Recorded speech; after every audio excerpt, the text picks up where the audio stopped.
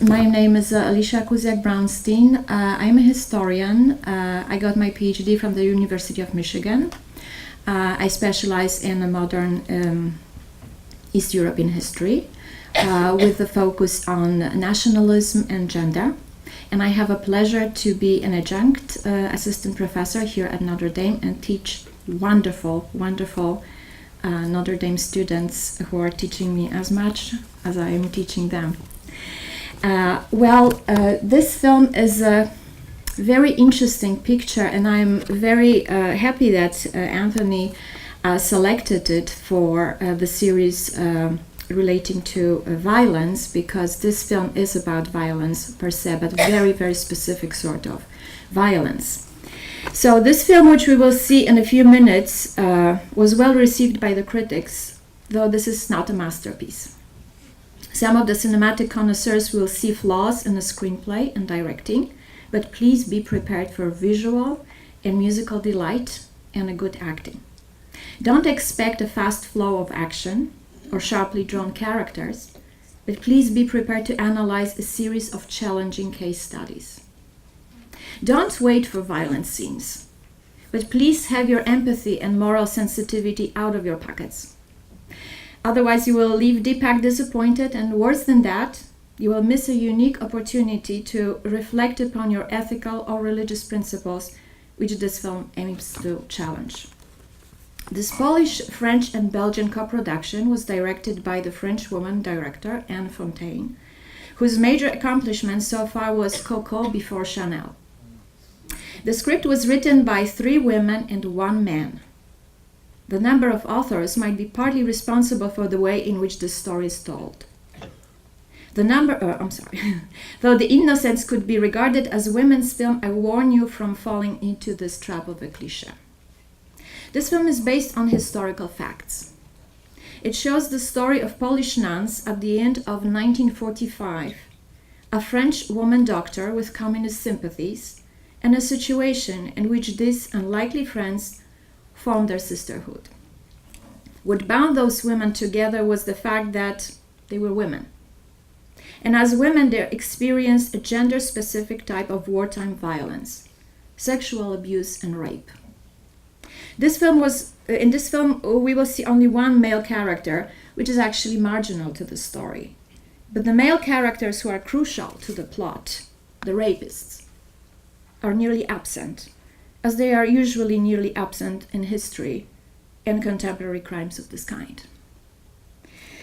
The problem of war rape is relatively new in historiography, though this phenomena, as we know, is as old as history itself. War rape is one of the most effective means of destroying a family and a community, for the violation and humiliation of women not only disintegrates them psychologically and physically, but also destroys men, their family members, and significant others. War rape as a topic of historical inquiry gains its momentum during the Bosnian War, due to its large media coverage. It was then when the international opinion was confronted with accounts of mass rape, including rape camps, where Serbian paramilitaries and their associates systematically raped imprisoned Muslim Bosniak women with the intention of impregnating them and releasing them only in such advanced stages of pregnancy that the victims couldn't have an abortion. Those rapists and their political sponsors regarded conceiving Serbian children with Bosniak women as a form of ethnic politics. What happened in Europe in the 1990s shook the world.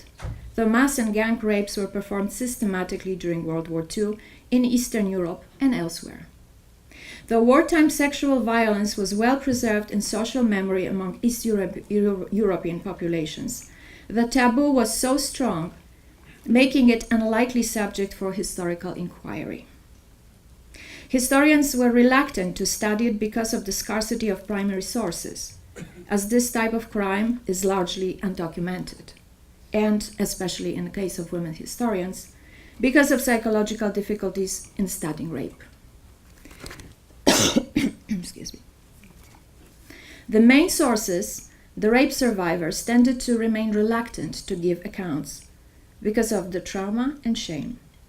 While the rapes committed by German occupiers on Polish and Jewish women were not rare, they were, however, not systematic, mostly due to the Nazis' obsession with the racial purity. If the Nazis raped Slavic or Jewish women, they usually murdered them after the act. In the case of the Red Army, which was occupying East European countries, mass and gang rapes were mostly performed on German women and regarded as a means of terror and as a sexual reward for soldiers. Historians estimate that about 2 million of German women were raped, but the Red Army soldiers tended to rape the enemy women regardless of nationality and age.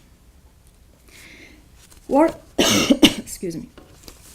Wartime rape was recognized as a crime against humanity in 1993, only in 1993, in response to Bosnian War.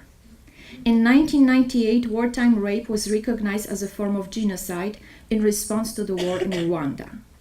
It was only in 2008 when the UN Security Council adopted a resolution noting that rape and other forms of sexual violence can constitute war crimes, crimes against humanity, or a constitutive act with respect to genocide.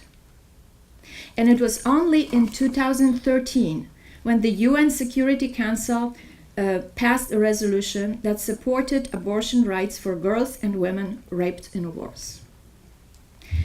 And it was only this year, 2016, when the International Criminal Court convicted a man for war-related sexual violence, and this person was vice president of the Democratic Republic of Congo. The rapists and their authorities from all conflict zones in the 20th century have remained largely unaccounted for their crimes and often live respectable lives in their communities, which is often very well aware about their war exploits. Their victims, which survived, for the most part carry physical and psychological wounds in silence through their entire lives. The Innocence doesn't deal with the issue of abortion. It picks up the story where the abortion debates usually leave it, at the birth of a child conceived out of rape. Anne Fontaine didn't show the destruction of a heterosexual family, but of a homosocial community of women who choose to lock their bodies for biological reproduction and gain religious consent for their choice. Though sexual violence struck all of them, challenging their faith and destroying their lives, they all struggled in a community to regain their dignity and to reintegrate themselves and their bodies. Please join me in watching The Innocents.